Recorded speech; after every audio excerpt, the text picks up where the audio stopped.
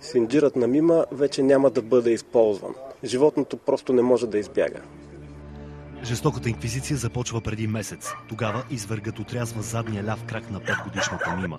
Кучето продължава да живее и да служи на стопанина си. След седмица съдистът реже и другия заден крак. Последната кървава операция е на 9 март, когато са посечени и предните крайници на животното.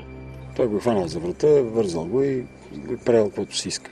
Това е буквално касапска работа. И той е за мен убиец. И то даже повече от убийство. Животното е намерено полумъртво часове след касапницата. Само е да кажа, разплаках се.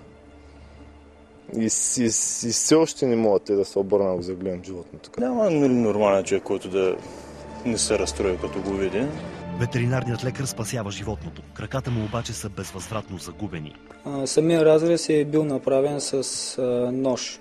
Значи бяха оставени само да висят на кожата. Просто нямаше и как да се възстановят. Самото куче беше в шок. Сега кучето е напълно беззащитно. Не може да се изправи. Принудено е да лежи само по гръб. Ако трябва да избирам да бъда умъртвен или да съм в състоянието на това животно, заявявам твърдо, че по-добре да не живея. Според хората садистичната акция е дело на Ахмет Ахмет, който отдавна има съседски разпри със собственика на Мима. Той обаче отрича. Аз не съм, нито съм ходил кучета да убия, нито да редя. Аз и на работа съм сам. Полицията в Дряново води разследване срещу неизвестен извършител. Случаят е определен като закононарушение, а не като престъпление. Дори да бъде доказан, извергът ще бъде наказан само с глоба до 500 лева. Той е един от нас. Ако повече са като него, значи обществото ни е болно. Защитници на животните настояват закона да бъде променен и подобни случаи да се разследват от зоополиция.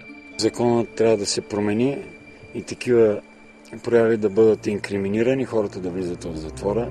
В Дряново започват подписка против жестокото отношение към животните. Тя ще бъде изпратена до премиера и до ресорния еврокомисар.